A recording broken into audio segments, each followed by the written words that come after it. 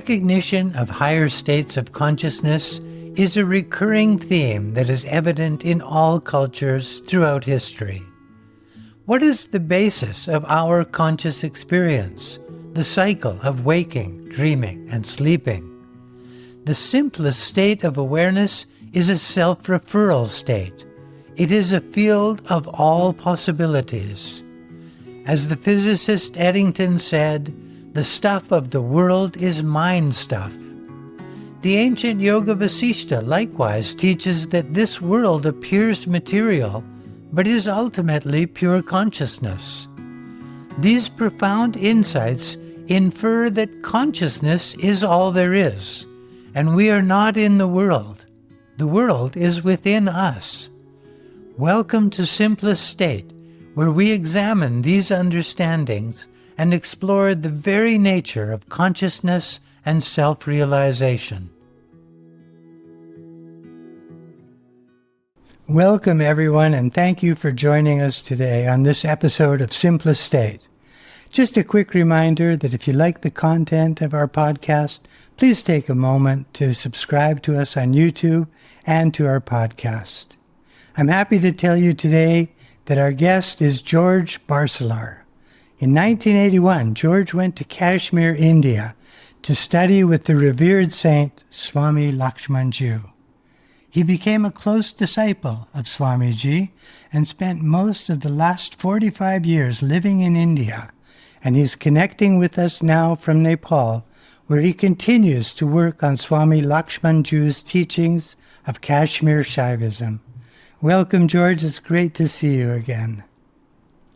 Welcome, Ron, and welcome to your audience, wherever they are. It's morning here in Nepal and evening where you are in Vancouver. Correct.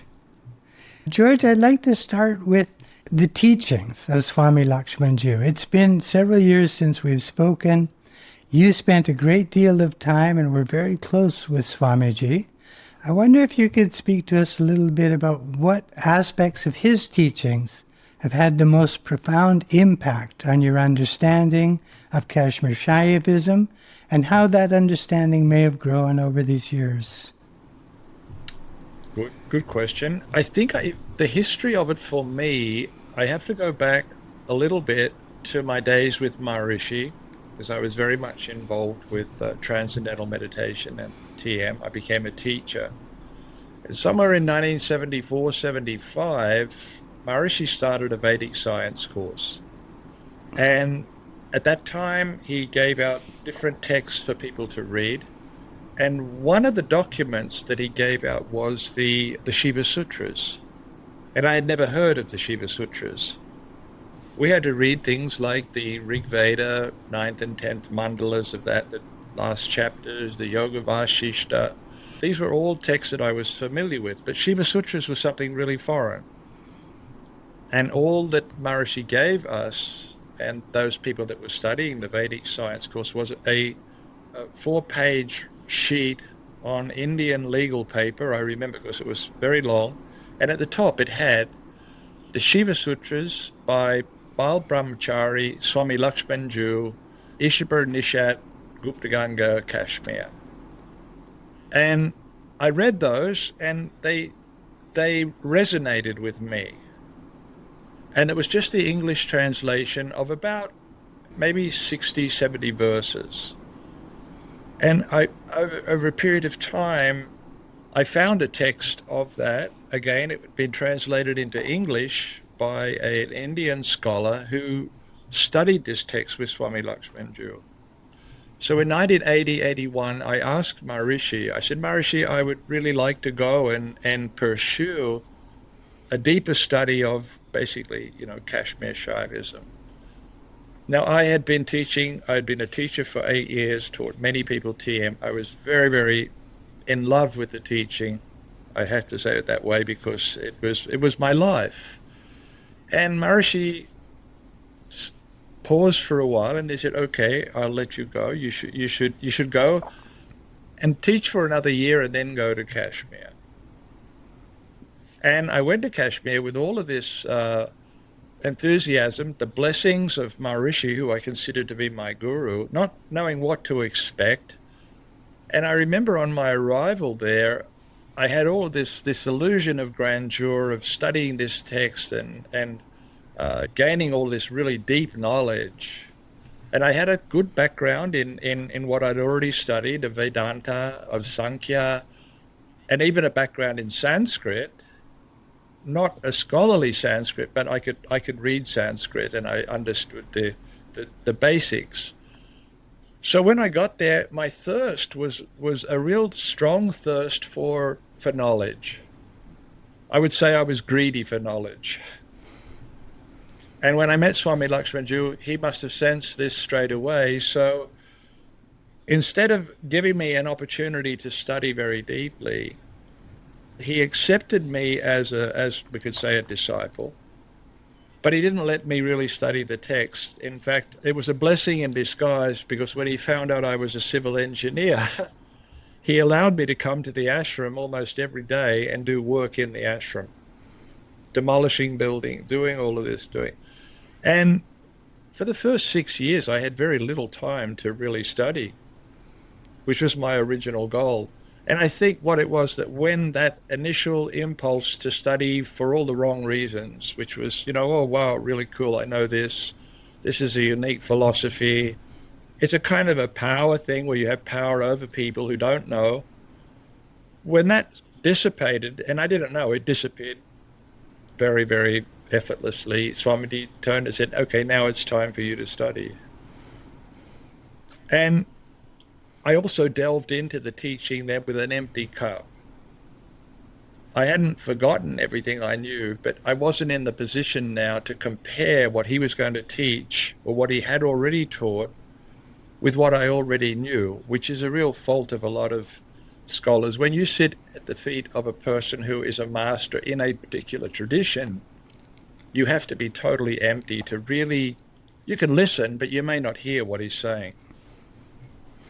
So prior to that date, some 10 years before I arrived there, Maharishi had traveled to Kashmir. He actually went there on 3 occasions. And Maharishi was interested in 2 texts, the Shiva Sutras.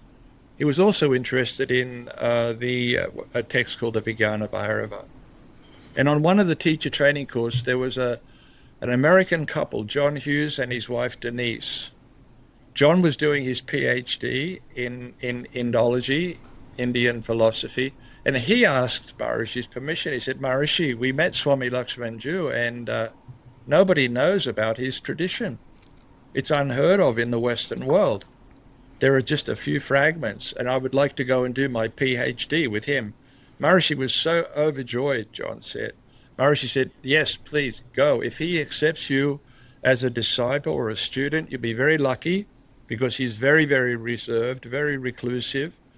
And whatever you publish, you must send me copies of those texts. So John Hughes and his wife went to Kashmir in 1972, and they studied, and John recorded everything that every lecture that he attended. And he only intended to be there for 1 year.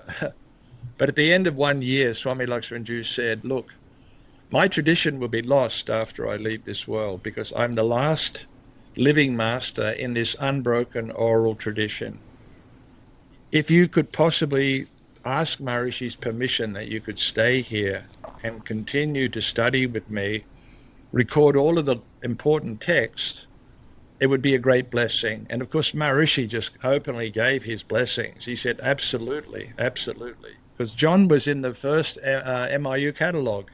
He was to go back to MIU and set up the program for Indology. So John stayed for 20 years and recorded over 1,000 hours of teachings. And they weren't, you have to understand, Swamiji was from an oral tradition. So he didn't sit there and just give lectures.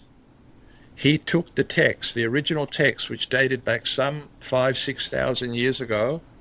He would read from the text and then give a translation of the verses. And he said, this way you get the words that were spoken by Shiva to Parvati. or from Bhairava to Bhairavi. You get the original text, and therefore, he said, at a later date, somebody who listens to this or listens to these recordings will be able to hear the actual knowledge that's flowing through this, what's called a sampradaya.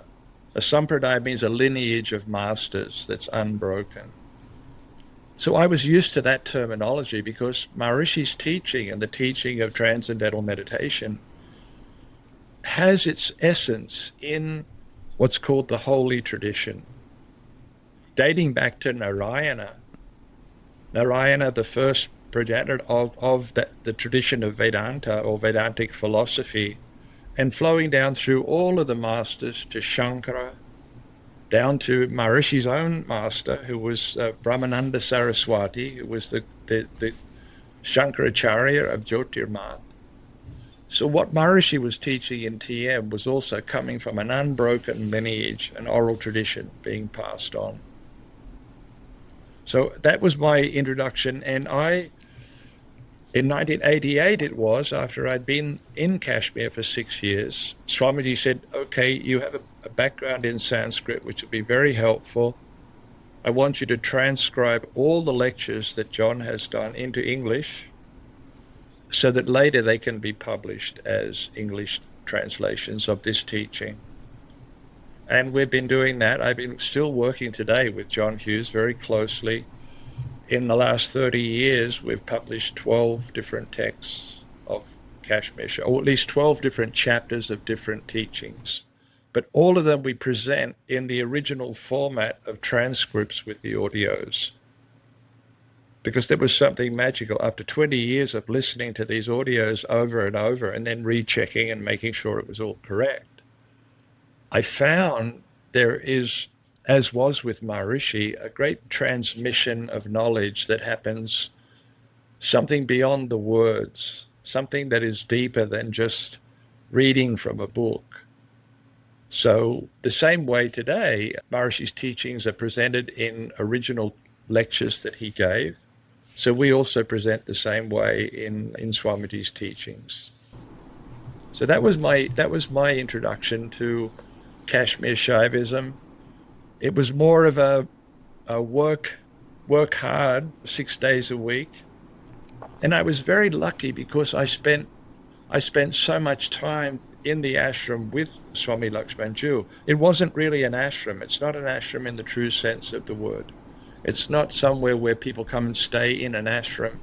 It was his house, and Kashmir had a very different system called matikas.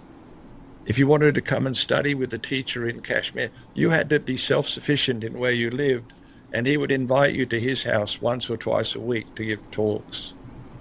That was how it worked there. Because the tradition wasn't really a reclusive renunciate tradition.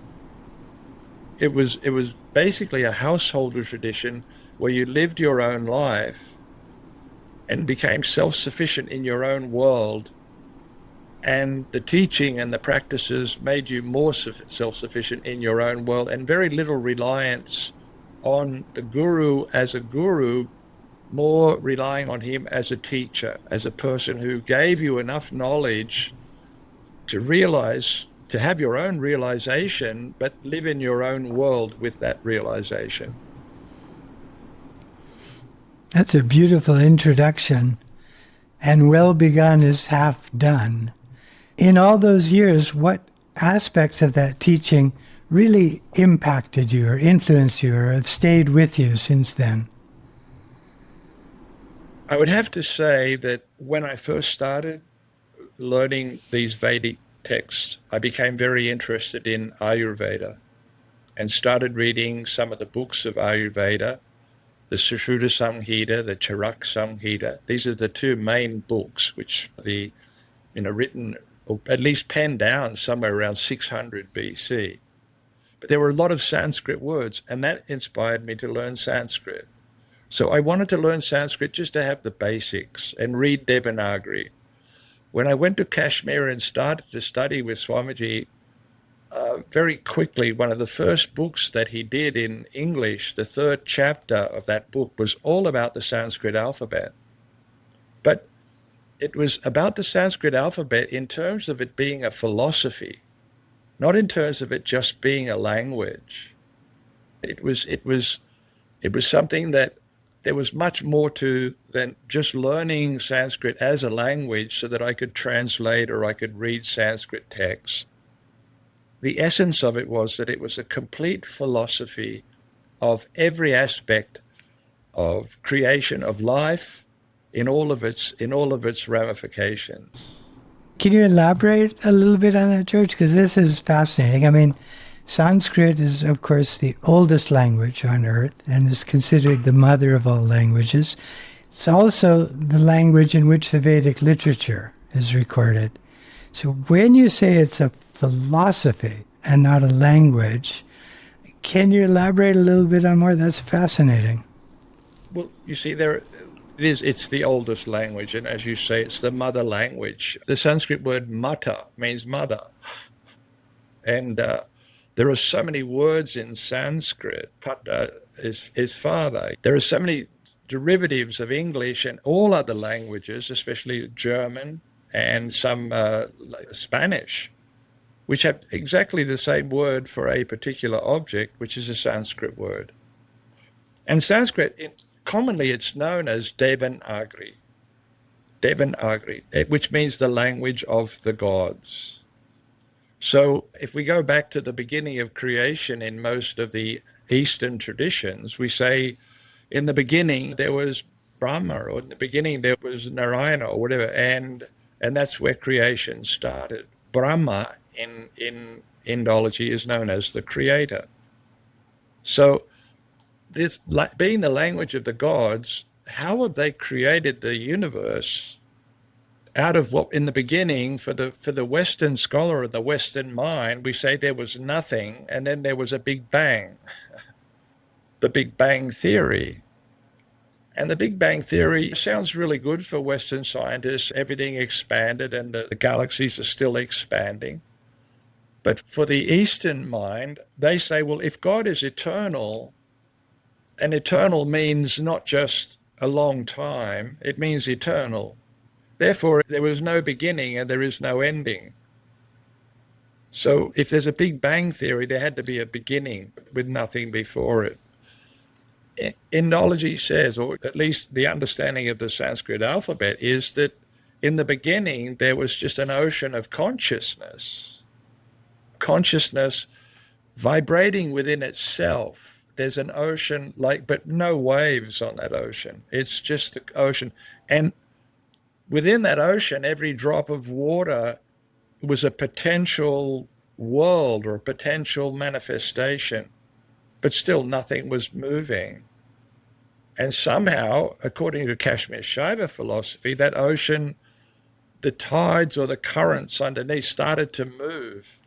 And from that, there was an interaction. In Shaivism, it's an interaction between masculine and feminine energy, because you get no creation anywhere without male and female. Without that, there is no creation. So there was this interplay and interaction between what's called Shiva and Shakti, or Shiva and Parvati, or the other terminology, Bhairava and Bhairavi. And in that sprang creation. Creation came out of that clashing or the interplay of these two energies, just as you and I are here right now through the interplay of our parents. And everybody that's listening is only here because our mother and father came together.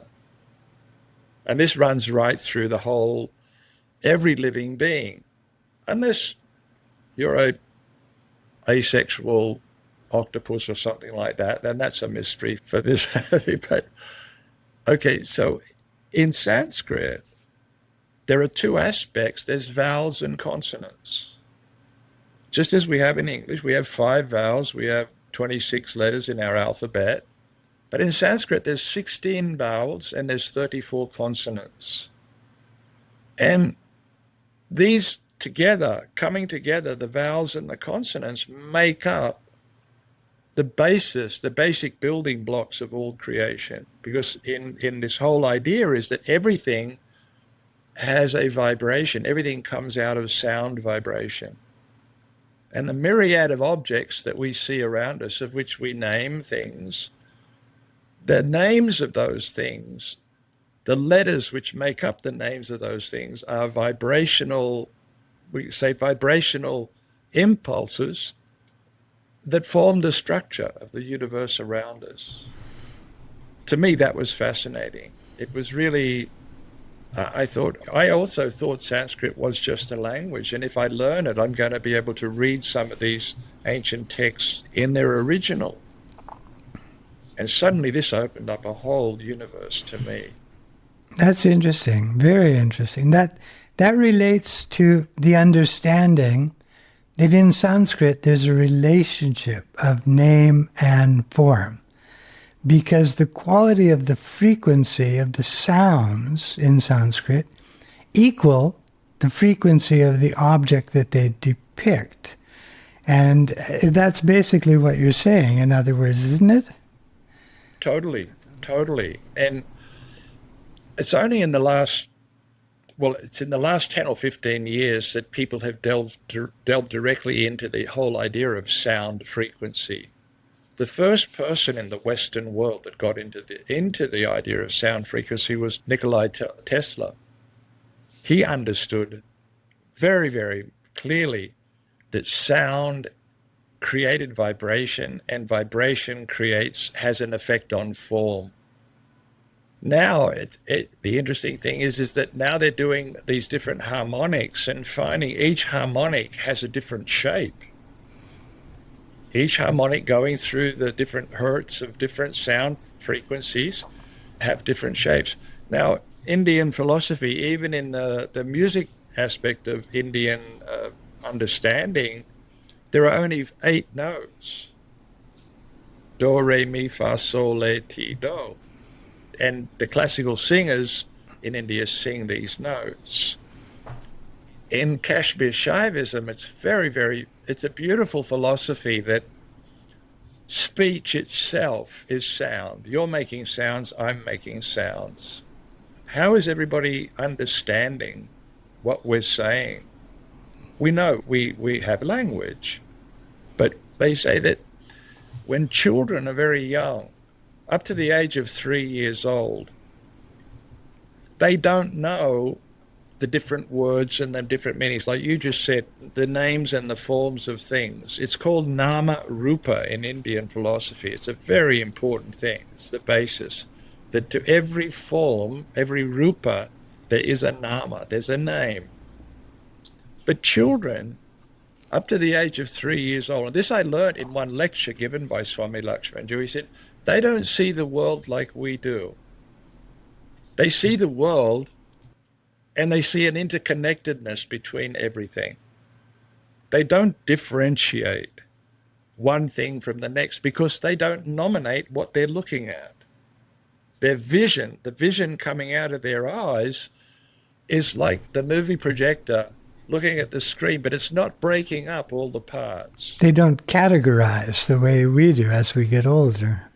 Exactly. They see a dog. A dog is a four-legged thing moving across the floor, and a table is a four-legged thing that you're supposed to sit out and eat. Right, right. But they don't think table, dog, cat, until around the age of 3, somebody mysteriously hands them a book which has the alphabet. And they start to learn A, B, C, D, E, F, G, as we all did. And in the West, we never learned it phonetically. We learned the alphabet as A, B, C, D, E, F, G. And that was my problem with English. I could not spell because the phonetics of the letters of the alphabet were not the same as when you spelt them in words. Anyhow, at 3, they learn ABC.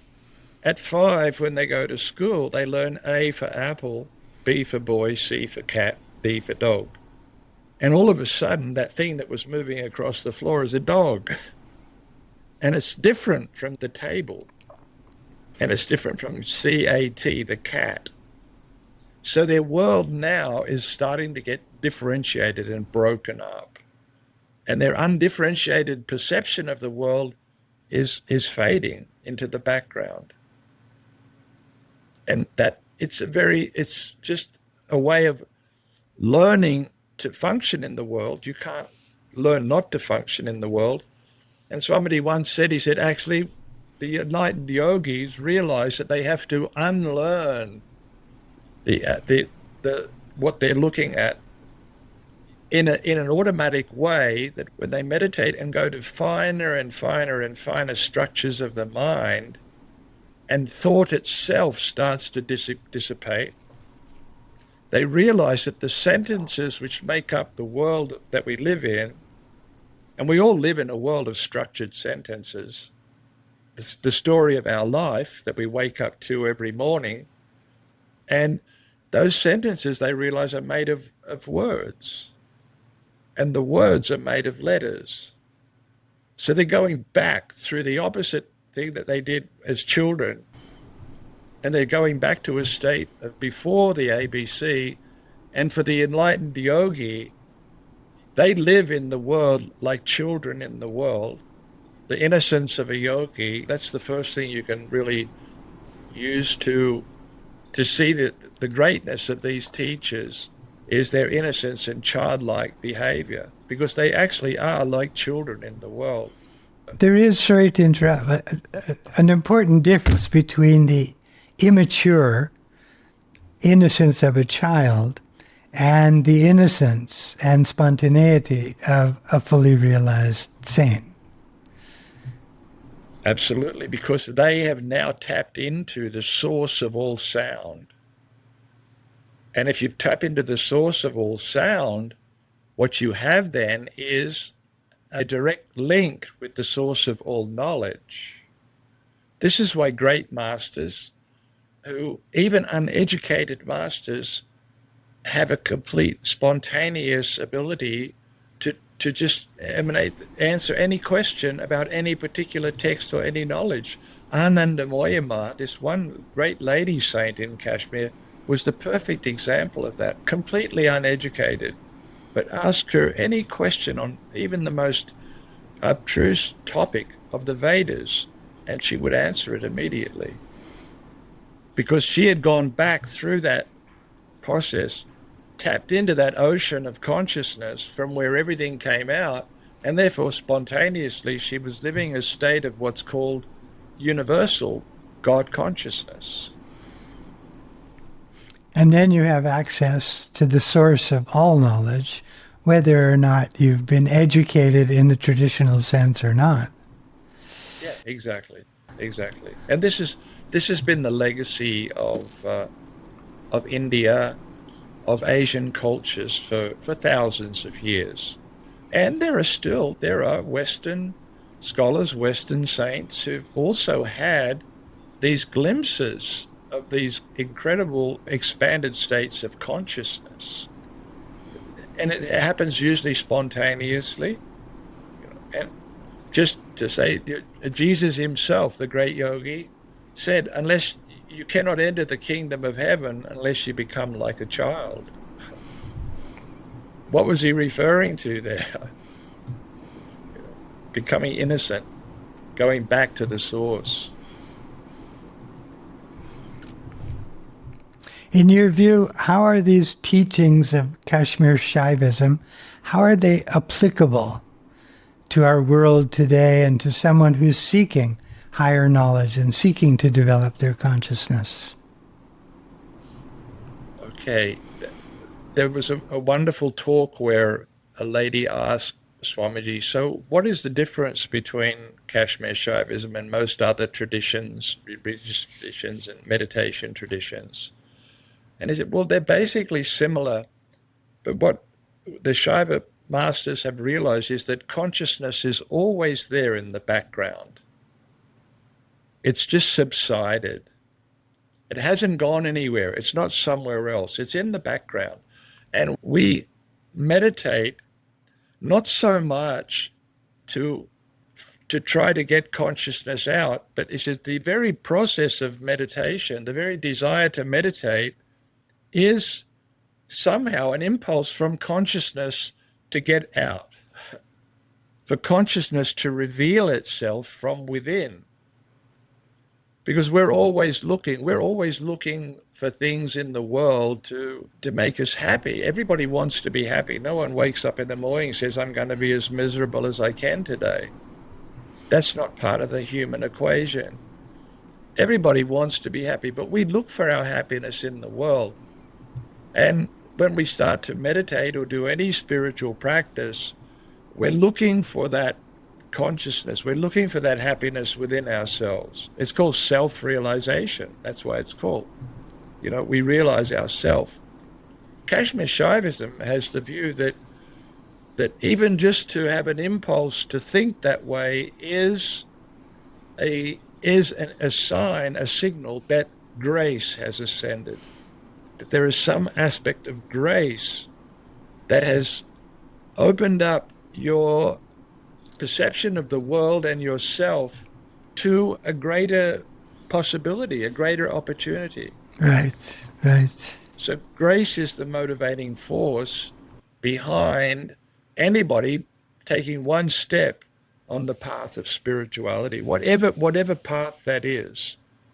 It's not unique to Kashmir Shaivism. There's no patent on grace, and grace can befall anybody at any time of life. So the difference would be, and I think this is a quote from one of the Buddhist masters who said, we often think that we're conscious beings and we're human beings trying to have an experience of consciousness. He said, but the truth is, we're consciousness having the experience of human beings. And when that consciousness wants to wake up in a particular way, it does so through the mechanism of grace. And Kashmir Shaivism recognizes actually 27 different levels of grace. How 27 different levels of grace manifest differently. But Swamiji said, just to make it simple, I'll break it down to 9 different levels of grace. And that grace comes from within, according to his teachings? Yes, absolutely. Absolutely. It's beautiful what you were saying, because we look for happiness. We don't wake up feeling I want to be miserable. We want to be happy. So we go through life, we seek happiness in objects. We start thinking, this will make me happy, that will make me happy. This person will make me happy, that acquisition will make me happy, this action will make me happy, that experience will make me happy. Eventually we come to the realization that none of these things ever provide any lasting happiness.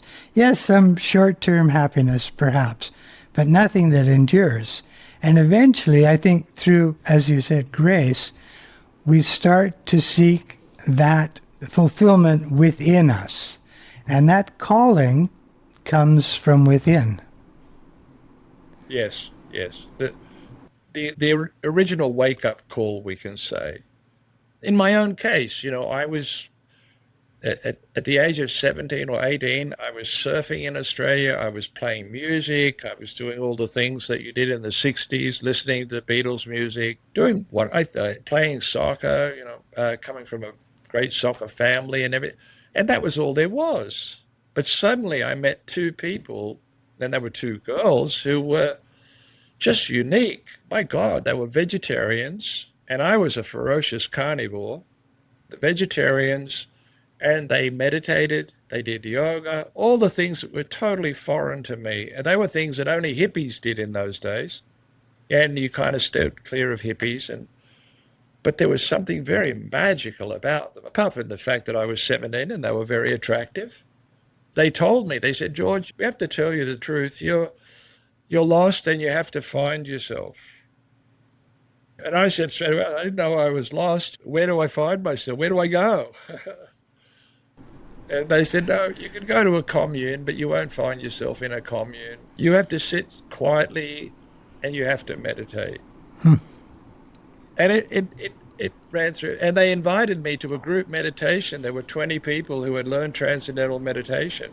I wasn't even a meditator. It was a bit illegal, but they were living in a very remote part of Australia.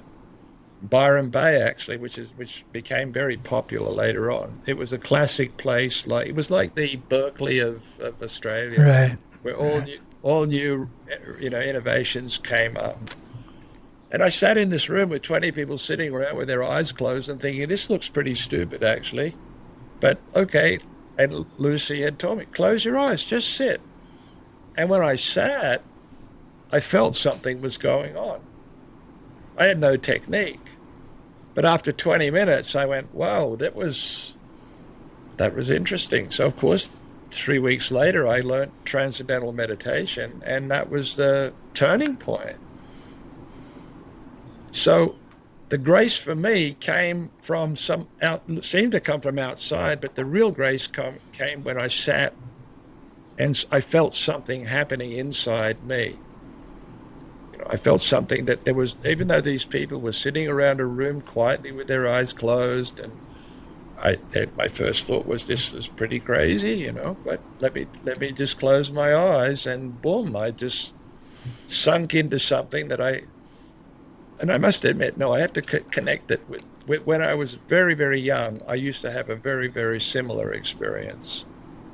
Just a similar experience of waking up in the morning and being able to go back to sleep, and then going into a state where I was free of the body, free of the mind. I was just floating around in the sky, and I could go back and forward in that state. I can still remember it very clearly even today. So sleep, but not devoid of consciousness. Sleep.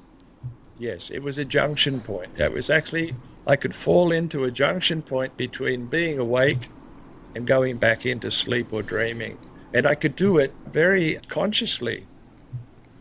But that of course, that faded away by the time I was 4 and 5 and had to get up and get ready for school and things like that. The only way I could describe it was falling into an open sky, and then being able to just float around in that sky of no thought, no time, no space. So what you're saying is, being in that room with the other people who were meditating, their lively consciousness somehow precipitated that experience within you at the same time. Absolutely, absolutely. And when I first started to meditate, it just, apart from the fact that I had really very, very deep experiences, it just made sense. This was something that all human beings have, and I just felt gratitude that I was pushed in that direction to do it. And I had a big, pretty soon I went back to Sydney where I was working, and within the next 3 or 4 months, I think about 45 people in our circle all learned to meditate. So we lived a half an hour drive from the TM Centre, and it became a bit of a struggle to go every Sunday for group meditation. We had bigger group meditations in my house than they did at the meditation centre.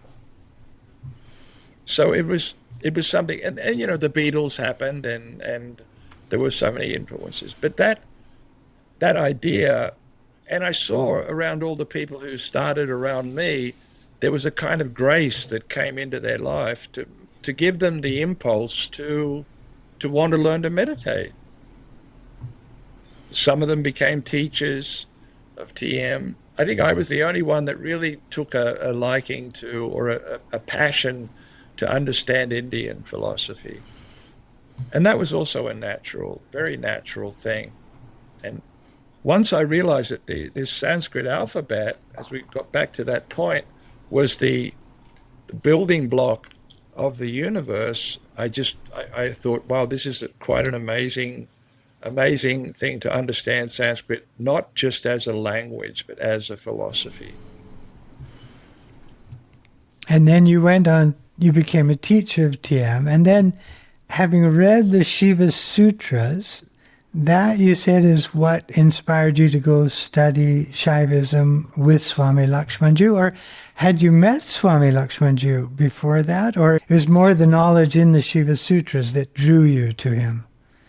It was more the knowledge in the Shiva Sutras, yes. And once I read the Sanskrit that went with the sutras, I realized, wow, these sutras were actually given to a great sage of Kashmir called Vasugupta. These sutras were given to him by Lord Shiva himself, somewhere around 800 CE, 800 in the Christian era, because Kashmir had been overrun with Buddhism and, Ashoka for the 2nd century, and the Shaivism, the pure Kashmir Shaivism that was there in the valley, was disappearing. So he had a dream in which Lord Shiva appeared to him, the Lord Shiva in the form that we know him, with the trident and everything, and Lord Shiva basically said very casually, "What's your problem?" And he said, "Well, the real pure knowledge of Shaivism is disappearing." And Shiva said, "Well, look, go to this place. There's a beautiful valley. There's a stream there. There's a big rock in that stream, and go there. And I've engraved some Shiva Sutras, some teachings on that rock. Learn them, propagate them, and Kashmir, or it wasn't called Kashmir Shaivism, but Shaivism, the teachings of Shiva, will again flourish." So he went to this place. It's a forest called Dachigam. He found the rock, but no sutras. And he thought, maybe it was just a dream. But when he leaned over and touched the rock with his hand, this rock lifted up. And underneath this rock, which is the size of a house, must weigh 200 tons, it lifted up, and underneath were all of the sutras written out. And in those days, they had photographic memories, and he memorized all these sutras. The rock came back down, and that rock is still there today. That rock is revered as the rock of where the Shiva Sutras are written underneath. No one's been able to get a crane to lift a 200-ton rock and see whether they're still there. But yogis who know the vibration of those places know that this is the rock where the Shiva Sutras are written on. I'm going to do it just at that point. It's a very good little thing. I'm going to share my screen with you, Ron. Sure. Because when Maharishi first went to Kashmir, that was the text. In 1966, he wanted to study the Shiva Sutras with Swami Lakshmanjoo. So they went through the sutras, but at a certain point, Swamiji said, well, out of respect, we should visit that place and see and just feel the vibration there. So that's a picture of Swami Lakshmanjoo and Maharishi standing barefooted. It's a picture of a picture, standing barefoot on Shiva Rock in the valley of Dachigam. They both went there with a few disciples that Swamiji had. And that was 1966. And it coincided, Maharishi's visit coincided with the time of Swami Lakshmanjoo's birthday celebration. And at that time, they had a birthday puja as a traditional in India. So this is a slide of Swamiji, Maharishi, Devendra sitting. Satyanat is just on Swamiji's right-hand side, but didn't get caught in the picture. And you can see all the puja gear is set out. So they had a puja for Swamiji's birthday. Beautiful. And a short meditation, obviously, afterwards. Beautiful. That in itself, those Shiva Sutras are still revered, of course, in Kashmir. They are the foundational text of all the philosophy that Shiva wanted to put back on track. I have a question for you in this regard. We know that the system of Indian philosophy known as Vedanta essentially teaches that consciousness is all there is, and that this appearance of the relative is in its essence pure consciousness, but it appears as a manifest creation. Now, Shiva, in the Vedic text, is considered to be one with the Absolute. He represents the Absolute, the pure consciousness. And is the teaching of Vedanta then similar or parallel to that of Shaivism? And does Shaivism also proclaim that essentially consciousness is all there is? And if so, in what terms does it describe it? The teaching of Vedanta, which is closest to, but not exactly the same, is called Advaita Vedanta. So Advaita Vedanta, non-dual Vedantic philosophy. That's right. The very first sutra of the Shiva Sutras is Chaitanyam Atma. Chaitanyam Atma, but Atma doesn't mean the soul there. Chaitanyam Atma means everything is made of consciousness. Everything is essentially made of consciousness. The very second sutra is, if that's true, then why don't we know that? If everything's made of consciousness, it should be very obvious. Why don't we know it? The second sutra is Jnanam Bandha. Knowledge is binding. Knowledge is both liberating and knowledge is both binding. If you don't know undifferentiatedly, it's binding. If you know differentiatedly, if you're a professor of psychology, but you don't know about consciousness, it's also binding. So both ways, knowledge becomes binding. Not to know the truth is binding, and knowing the untruth is also binding. Right, right. That's the very second sutra. The third goes on to say that, well, I'm using Sanskrit terms here, yoni vaga kala shariram, which means once you have a body and you attribute that body to yourself, and you forget that the body is actually a manifestation coming out of this vibrational sounds which come out from the ocean of consciousness, then you're on your way into a world of differentiation. The fourth sutra explains exactly how that happens. And how does that happen? Beautiful sutra. It's Jnanadhishtanam Matrika. Okay, how it happens is Matrika is one of the goddesses of the Sanskrit alphabet. So how do we move into the world? We move into the world through the process of speech. We move into the world by the process of the story that we tell ourselves in our head every day that we wake up. Right, right. But this Matrika is a very tricky goddess. Her main feature is play. She can play us whichever way she likes by creating situations where we lose our connectedness with this unbounded consciousness within each and every one of us, and we move into the world of differentiation. And she does it in 3 steps, 3 simple steps. She takes the letters which make up words, and she takes the words which make up sentences, and she takes the sentences to create this reality of our life which seems to be separate from consciousness. So everything that we're talking about here right now, it's sentences made of words, made of letters. And this is the whole point. This is how we learn. We learned letters first, A, B, C, D.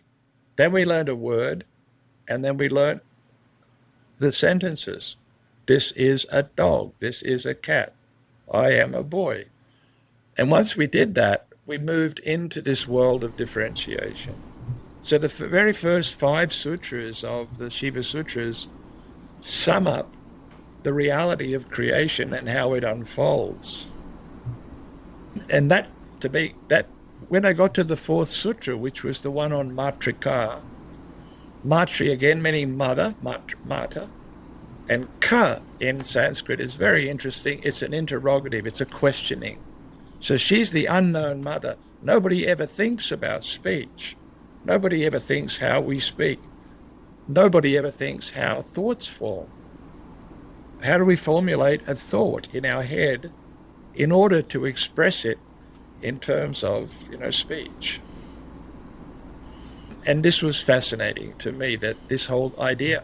And even Swami Lakshmanjoo would say, how do you formulate the pictures in your dreams? There's no screen there.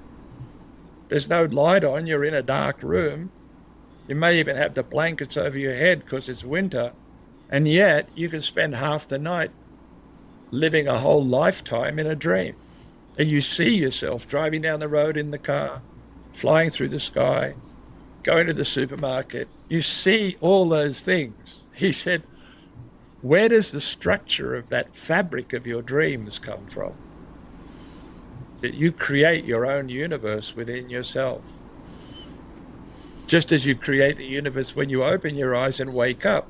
You create the universe around yourself, and the size of your universe is determined by how much you've traveled, how expanded your mind is, how much you've learned about how big the universe is. The mind of a psychologist is within the field of psychology. The mind of a nuclear physicist is there. The mind of a cosmologist is out there in the stars. We each create a boundary of the reality of our world by this external fabric of the mind, and we project everything onto the mind. Which is something Maharishi explained beautifully when he just said two phrases. Knowledge is structured in consciousness, and knowledge is different in different states of consciousness. Our totality of knowledge, whatever we know of the world, of ourselves, of this discipline or that discipline, of the universe, it is structured within our consciousness. And that knowledge will vary depending on the state of our consciousness. The knowledge that is in the dream state of consciousness, totally illusory, has nothing to do with the knowledge of the waking state of consciousness. The consciousness of one individual dictates his or her reality different from the consciousness of another individual. Yeah, it's amazing. It's an amazing play, and it's called the play of consciousness. It's called just the play of consciousness, and how we are caught in it, and yet in many ways we're drawing on consciousness itself to be alive, to live in the world. So Indian philosophy, the fascination with yoga, the fascination with meditation, the fascination with the philosophy, these are all stepping stones and attempts in a way just to understand the reality of our own state of being, what level of consciousness we're at, just what level of consciousness we are experiencing at any moment in time. But we're always projecting the light of consciousness through our eyes into the world, and we're seeing a full picture. But the unfortunate thing is, well, it's not really unfortunate, it is what it is. We break everything up into portions and parcels by the names that we give to everything. It's just the way that the human structure is there. And a beautiful concept in Kashmir Shaivism is that Shiva and Shakti have stepped down from their universal state and willfully accepted themselves to become limited, all the way down to becoming limited human beings, because without that, Shiva and Shakti would not be able to see the beautiful universe that they've created. They see the universe through our eyes. This is how consciousness knows itself.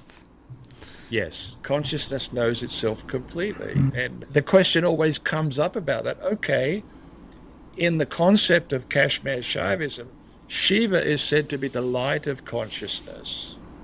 It's called Prakash. Prakash is a common word, it's a light. And Shakti, or his energy, his feminine energy, is supposed to be it's called Vimarsha. It's supposed to be called the energy which can actually understand that consciousness. Because consciousness itself is just an ocean just a pure ocean of energy. When the energy wears up, it looks at itself. And Swami said it very simply in those same terms. He said, Prakash is the light of consciousness. Vimarsh is the consciousness of that light. These are the same thing. You can't separate the masculine and feminine of Shiva and Shakti. They're always interconnected.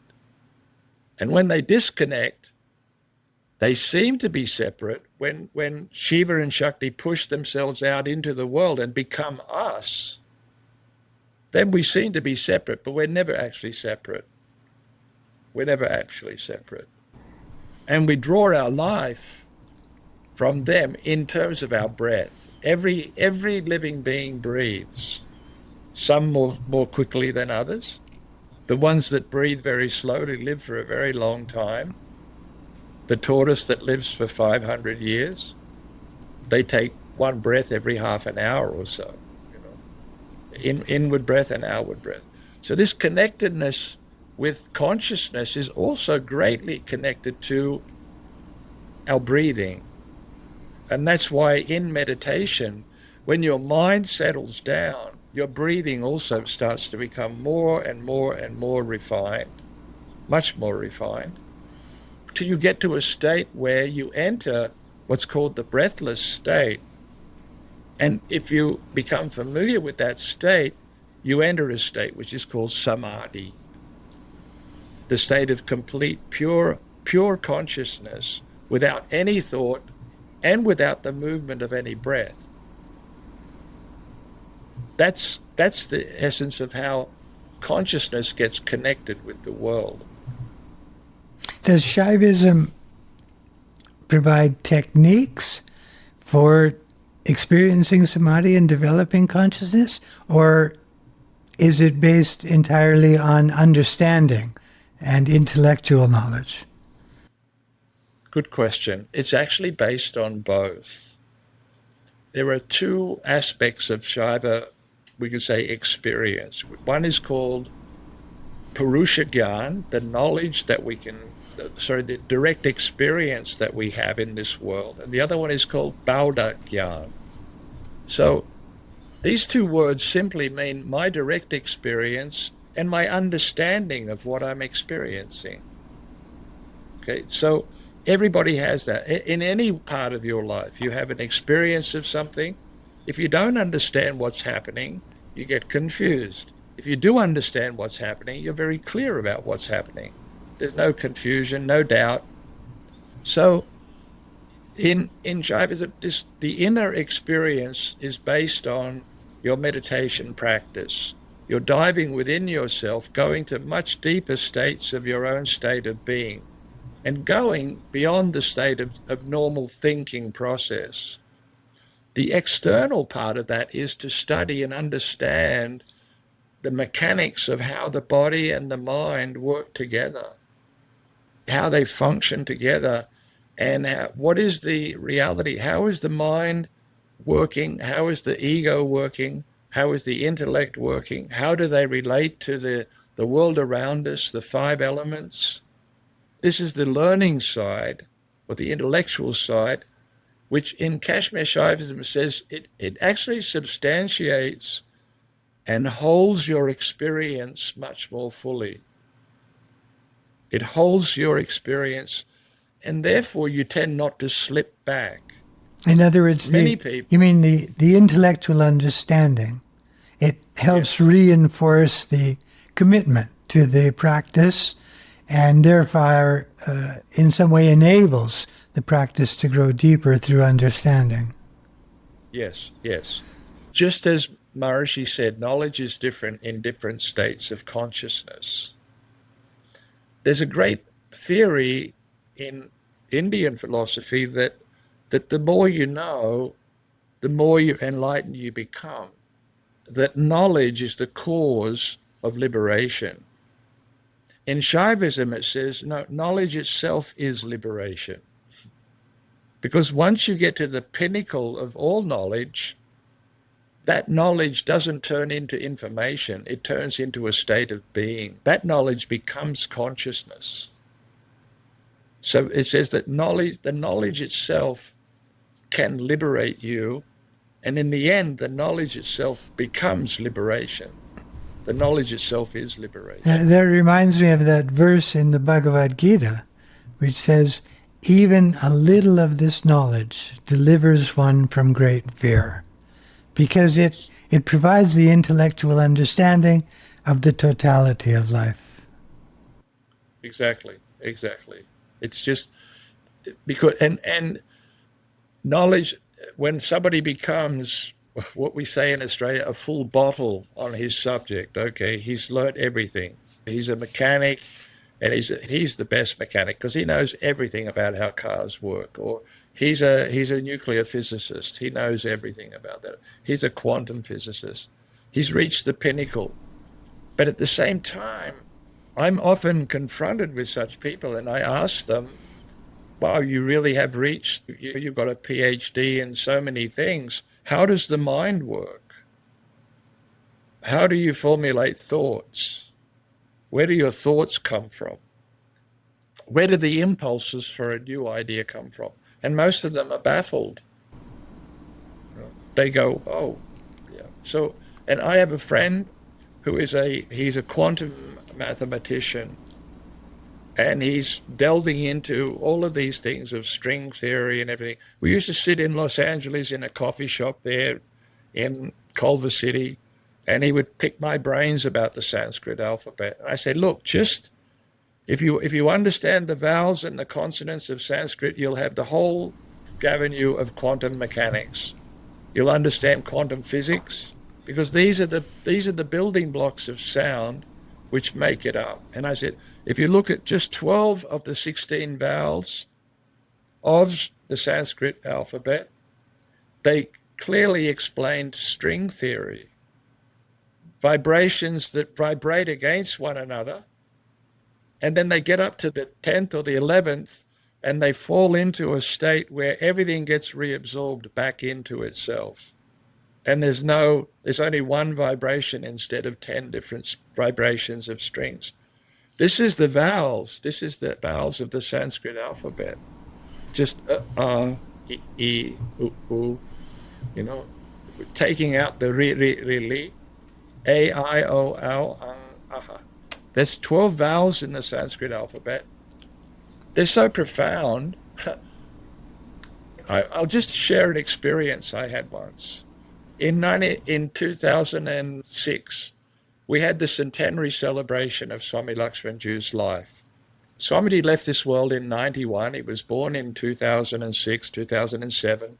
So this was the 100-year celebration. And we invited scholars from all over India. He was born in 1906. He was born 1906, sorry, 1907 actually. But Indians have that. They do everything. The first year of your life is actually also, you're 0 to 1, but it's a year. Right. So instead of being 74, you're actually 75, So 2006, we're at this beautiful big auditorium in Delhi, 500-600 people seated. I was one of the organizers. We invited scholars from all the different disciplines, Sanskrit scholars from Varanasi, from Banaras, and I was excited because I was going to give a talk on the Sanskrit alphabet on the third day. It would be the final day. But if you're familiar with these kind of conferences, they have a big lunch for everybody. And the worst thing you can have is to be the speaker directly after lunch, because everybody falls asleep. At least half your audience you're going to lose. Right. So I organized for a dear friend who'd lived in India for 40 years, Mark Dissolution, written a number of books on Shaivism, very dynamic speaker. I said, Mark, do you mind doing after lunch on the third day? Each of us had an hour lecture. He said, no, I'll be fine with that, because he knew that he could keep an audience awake. And I was the chairman for that particular session. And at 1:30 or 2 o'clock, when it was supposed to start, there's no Mark Dissolution. He's not anywhere to be found. And he was a bit of a rogue. He'd gone off to Connaught Place to have a coffee or done something, and obviously couldn't get a taxi back. So we're waiting there 15 minutes. So somebody just said, George, you do your talk. And I went, oh my God, this is the big one. So I went onto the stage. I said, look, Mark is obviously not here. Our apologies. He will talk. He'll get here. But I will shift everything forward and I'll do my talk. I'm thinking there, I'm going to lose half the audience. Sanskrit isn't an easy language to talk about to a general audience. And I said, well, with due respect to all of the erudite scholars we have sitting here in the front row, and there were about 10 or 15 eminent Sanskrit scholars, I said, I'm going to do something very different. Since my talk is about Sanskrit, I'm going to do a call and response of the Sanskrit alphabet with everybody. This is what they do in a Gurukula. For the first year, the teacher walks around just chanting the alphabet, and you chant after.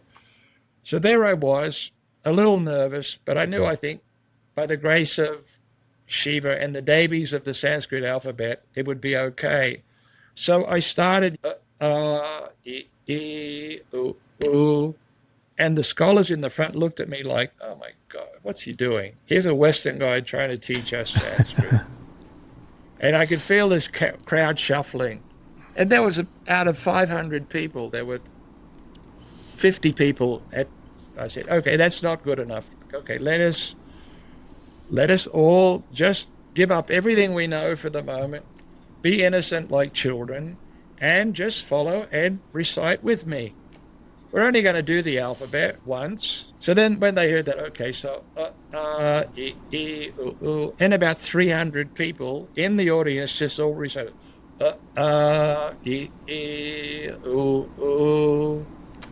and it was something magic happened. I said, that was good, but there's still another half the audience are not. So let us go. So we went through the vowels. And then I would do it, li. And I said, excuse me for the mispronunciation, but northern, south, and all this. Then we did that. Then we got to the consonants. I said, okay, consonants, k, g, nya. And by then there were 500 people all reciting call and response. And we finished the whole 50 letters of the alphabet, and everybody was sitting up straight. The whole place just felt like it had just been spring cleaned. And I said, okay, let's do that again. And nobody said no. We did it. We did the whole alphabet again, call and response. And we did it 3 times. And at the end, there were 500, 600 people sitting in absolute pin drop silence. And all the scholars in the front row that were kind of everyone was sitting up straight. And I left it for 5 minutes in that silence. I never said a word. And I just said, well, that's the end of my lecture. Are there any questions? And it was absolute proof that we are structured. The physiology of every living being is structured in the sounds of the Sanskrit alphabet. Because nobody fell asleep. No one was complaining. And I basically could put the microphone down and just walk off the stage and say, that's it. That's fantastic. That's fantastic. And this is what my Sanskrit teacher did for 6 weeks when I wouldn't have done it had I not have known that. And that Swami Lakshmanjoo said, if you really want to understand Sanskrit, become Sanskrit. Become the letters of the Sanskrit, because they are the structure of your body. And I already knew by this, there's a practice called nyasa, where you contemplate, even you can recite the letters of the alphabet and you contemplate where they exist in different parts of the body. And it's a beautiful practice. It's a practice that centers you. And in fact, in Kashmir Shaivism, when a teacher finds there's a very sincere student who is not experiencing the consciousness that they aspire to experience, they're not going in deep into transcendental consciousness. They've been meditating wholeheartedly, but they don't seem to be getting the result that they had aspired to achieve. The guru would then give them these practices of nyasa and say, okay, forget your practices for some time, just practice these sounds of the Sanskrit alphabet, enliven those vibrations within you, and everybody that did that would find that their meditation improved. Sometimes we can't transcend because of our intense grip and identification with the body, identification that I am my body. But actually, I am my body. I'm George, you're Ron, all of your audience are whoever they are. But the reality is that underlying who I think I am is this absolute beautiful matrix of vibrations, of different energies, of different deities, of different devas. is a very important part, a very salient part of Kashmir Shaivism, that we are made, every cell in our body is like a god and a goddess. And the interaction of Shiva and Shakti at the highest level is happening not only in our lives, but even microscopic level within our body. In your years with Lakshmanjoo and your study of Sanskrit and these different aspects of Shaivism, were there any particular teachings or aspects of your life as a disciple that you found particularly challenging? Yes. Oh, yeah. Because everybody feels that when you've spent, say, 10 years of your life around an enlightened master, that it must have been a bed of roses. But no, I know, and you also know, you spent a lot of years around, directly involved, intimately around Maharishi. And it seems that there are certain times within that period where you get really overwhelmed by your own emotional baggage that comes up out of nowhere. Out of nowhere, yes. Out of nowhere. It seems out of nowhere, but it's I call it the check-in luggage that we didn't realize when we came into this world. We knew about our carry-on luggage when we were born, but there's a lot of this with luggage that we checked in, and suddenly a bag of that opens up and we go, whoa, what's happening? Where did that come from? And these are the trials and tribulations on the spiritual path that everybody has and that we have to tolerate. We tolerate them with patience, knowing that this too will pass. Or we up our time in doing asanas. Or we be careful how much we're involving ourselves in the world which is not conducive to our present state of spiritual progress. Right. Everybody knows what is right and wrong for themselves because we are our own teacher. Ultimately, we're our own teacher.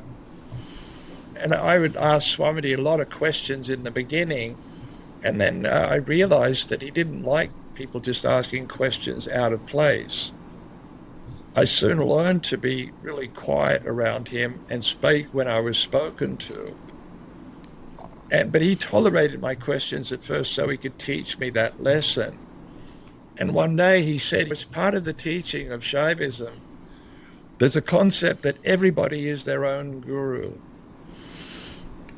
And he said, because you know the answer to all the questions that you're asking. You know the answer to all your doubts. But you're impatient to get them all right now. He said, you just have to be patient and realize that eventually all of the answers to your questions will come from within you. And I said, how so? He said, okay, you asked me a question about a year ago. I gave you the answer and you didn't really accept it. You didn't really accept that answer. You thought about it deeply for a long time. And then suddenly it dawned on you the answer was what I said, but you were looking at it in a different perspective. So that answer came from within you. Even though I told you, he said, that answer came from within you because there is the quality that Shiva and Shakti live within you as you. Not as somebody else. They live in you as you, and all the answers to all your questions are internal. Therefore, meditation is the most important thing, coincided with study of meditation that upholds your experience as you progress. That's beautifully expressed, because the teaching isn't really imparted in the words. It's in between the words. And it reminds me of something I read, I think it was from Sri Nisargadatta Maharaj, and he said, the outer teacher, the outer guru, he shows you the way, but the inner guru is the one who takes you all the way to your realization. Much like we were just saying about Shiva dwelling within. And in the end, so you know the first experience that a yogi or a yogini, a lady or a man, have when they reach the first stage of true enlightenment? He said they laugh. They're overwhelmed. It's called chamatkara. They're amazed that it was always there. It was never absent. It was always there. I always was enlightened. What was ignorance? What was that? He said, they walk around kind of dumbfounded for days going, my God, what was that? And they said they're doubly amazed at how everything works. Nothing works the way they thought it did. They see the pattern. They see the pattern of these flowing out of letters, words, and sentences sprouting out from people when they ask questions. They feel the impulses of just the subtlest emanations of consciousness coming out, expressing themselves in the world. And eventually they feel, my gosh, I feel really full and the world is really full, but I feel like I've created my own reality from birth. Absolutely. Absolutely. And then he said, when that develops even more and more, they go, oh, well, not only have I created my own reality, I am the reality I've created. There are phases within this development of consciousness. Even the first stages of enlightenment are overwhelmingly blissful. When somebody said, how do you know? How can you could be fooling yourself when people say, oh, I'm enlightened, and we're in a group of people. He said, but how do you know if it's real? And Swami said, the bliss is overwhelming. The bliss and the joy is overwhelming. And he called it, he said, it's super sexual joy. And they went, huh? He said, imagine what the joy of sex is. This is 1 billion times more intense. And the yogi is so overwhelmed with that bliss, they don't know what to do. He says people so often think that a person who has recently got enlightened is gone mad or is intoxicated. They're intoxicated with the bliss and the joy of everything they see. And sometimes he says it takes a few months for them to put their feet back on the ground. And they can't express it to anybody. If somebody asks them what's happening to you, they just start laughing. Right. So it is what it is. It's beautiful. I think we've gone on a bit long, but there is one question more I'd like to ask, and hopefully it can be answered briefly, but we'll see. In the Vedic literature, we talk about the enormous scale of time and the repetition of the cycles of the yugas, which go on for years and years and years, thousands and millions of years. At the end, it said Lord Shiva dances the dance and brings about dissolution, the destruction, only to be latent and dormant and to emerge again. What does Shaivism say about that, the role of Krishna in the dissolution of the universe? Krishna and Shiva, yes. Well, first of all, you started with Shiva and you went to Krishna. I meant Shiva. Yeah, well, in Kashmir Shaivism, and this is not very well digested by the Vaishnavas, it says Shiva and Krishna are one and the same. And the point, there's two aspects of time. You see, there is time in sequence and there's non-sequential time. So it's called krama and akrama. So what you have is everything happening simultaneously in one moment, the whole universe. And then you also have everything happening in sequence. This is happening, like the yugas are time in differentiation. So this is what happens, Swamiji said. One of the first realizations when you get to that deepest state of meditation is time doesn't exist. Time is a figment of our imagination in the way. That's what's brought about beautifully in the Yoga Vasishta, that beautiful story of King Padma and Leela. And so time appears as long as our mind is differentiated and one thing is different to another. And that's why children live in a timeless space. They're not considering, I have to sleep now, or this is time to rest, or they're just living for that first 3 years in a timeless zone of unbounded perception. Unbounded perception. And we break it up, we break time up into our 24/7 that we live in, because that's how we have to function in our limited world, in our limited consciousness. For yogis and people who have this elevated consciousness, it's very unusual, how they live in a timeless zone. And the first sign is that they don't sleep very much. When they do sleep, maybe an hour or two, their restfulness is so deep, they can go again for the next 22 hours, non-stop. You experienced that with Maharishi. I experienced it with Swami Lakshmanjoo.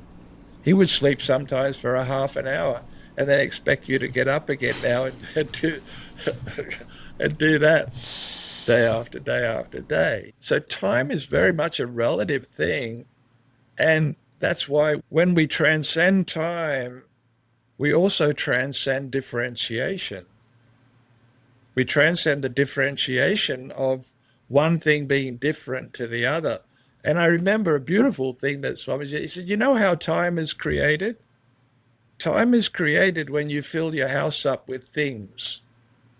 He said, when the universe is empty of things, there is no time. When Shiva and Shakti decide to fill the universe up with things, time is created by the distance between two things. It takes you an hour to get from here to there. He said, if there's no there to go, if you're already everywhere, as the enlightened universal state of consciousness, the yogi who's in that state, they're already everywhere. And they're everywhere in the sense of that there's no distance to travel. He used to say to me, he said, you sit down to meditate and you think that one day, like the donkey with the carrot, one day I'll reach enlightenment because it's out there somewhere. And he said, I don't know where you get that impression. Maybe because you pray for our Father who art in heaven. Because Swamiji went to a Catholic school, but he went to the Catholic school in Srinagar. So he remembered all the prayers. He said, and you sit to meditate that God is in some seventh heaven. He said, that idea you have to get rid of. He said, when you sit to meditate, you have to just sit quietly first and feel that consciousness, or whatever you want to call it, God is emanating in all directions from your own heart, from inside yourself, not outside, and feel that time doesn't exist. There is no past, there's no present, there's no future. There is an eternal moment in time, which we call the present moment. And then he said, even when we think this is the present moment, we think of it in terms of future and past. But if there is no future and there is no past, the present moment is just really this eternal expansion of all time, all space. He said, if you sit down to meditate with that thought in mind first, you won't get lost in the world. Because the moment you drift off, you've moved from the present moment into past or future. I'm either planning in my mind what I've got to do next. Oh, come back to the mantra, or come back to the breath, or whatever your practice is. And you take a few breaths, you recite your mantra, and the next minute you're there, oh, I did that yesterday. So we're continually getting dragged out into the past or the future. And we keep coming back to the present moment every time we remember that we've drifted off.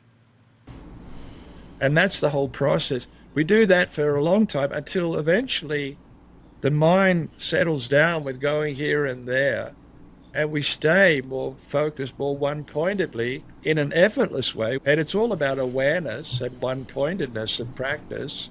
No matter what your practice is, whether it's mantra practice, whether it's japa, whether it's practice of observance of the breath, anything like that. So time time starts to spread out, and we seem to have more time. And in what sense are you relating that to the dissolution?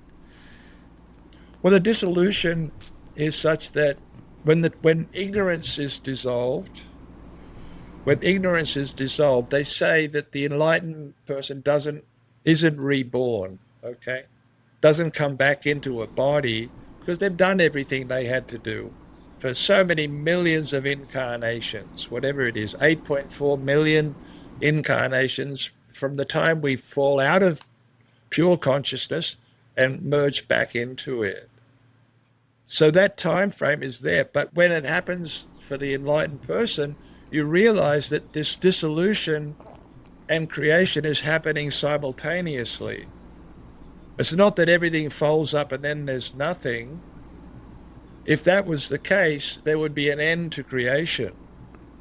Dissolution happens on smaller and smaller levels. Like they say that the yugas have 71 rounds of the yugas, which are called manvantras. There's 14 manvantras, and in each of the 14 manvantras, there are 71 rounds of the yugas that happen.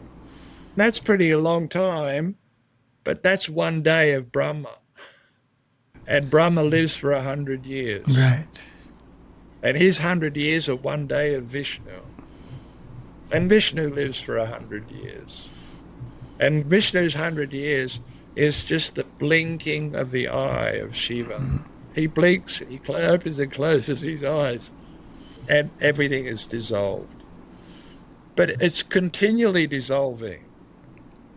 It has to be, because creation is ongoing. There isn't an end to creation. This is what I wanted to get at, right? That Yes. it's a dissolution of types, but it's not the end of creation. There can't be an end because there was no beginning. If there was a beginning and an end, then it's not infinite. It's not eternal. It all occurs within consciousness itself, eternally. Yes. The internal dynamics of consciousness. Yes. Beautiful. Yes. Beautiful answer. And one great master who I always like to mention, Abhinavagupta. He was a master of Shaivism 1,200 years ago. And he had all the experiences. He went and studied every tradition. Once he got his ray of enlightenment, he said, I must now compare everything that I know and everything I experience with every other tradition. He went to Buddhists, he went to Vaishnavas, he went all around the gamut. And then he went within himself and he discovered the microcosm of the macrocosm, that his own body was a universe within itself, every cell. And he said, I discovered that there are 118 worlds of our known universe, he said. I discovered within my meditation, I went to all these worlds. I saw them. I saw the beings living in these worlds, rarefied beings like so many Brahmas, so many Vishnus, so many Rudras living in different levels of creation, down to the hells. I went to the hells. I saw 133 levels of hell. He said, and at the end of it, I saw this whole thing, how this universe that we know of is 118 worlds. He says, and then I had this experience. He said, oh my God. He said, now I feel that everything I saw was just one bubble in the ocean of Shiva's consciousness. Wow. Everything I saw was just one bubble in the ocean of Shiva's infinite consciousness. Then I humbled myself. He said, I thought I knew it all. And I realized, he said, I know nothing. I'm just scratching the surface. Beautiful, beautiful. George, it's always such a pleasure speaking with you. We could go on for hours, but I think space-time boundaries are impinging upon us, and I think we'll have to close this session. I hope we'll do another one soon. I really enjoyed it. Thank you so much for taking time and sharing these experiences with all of us. What I'm sharing with you is based on everything that I absorbed from Swami Lakshmanjoo, not just in the years of 20 years of transcribing. But in the 8 years or 6 years of working in the ashram, being somewhere close to somebody who he taught me so many practical lessons of just how simple and how uncomplicated life should be. We complicate it, and just how to keep our life simple, straightforward, meditate every day, never miss your practice, study something, and come to the realization that you are God. He had this beautiful quote that God and the individual are one. To realize this is the essence of Kashmir Shaivism and is the essence of all spiritual practice. Beautiful. Beautiful. Thank you, George.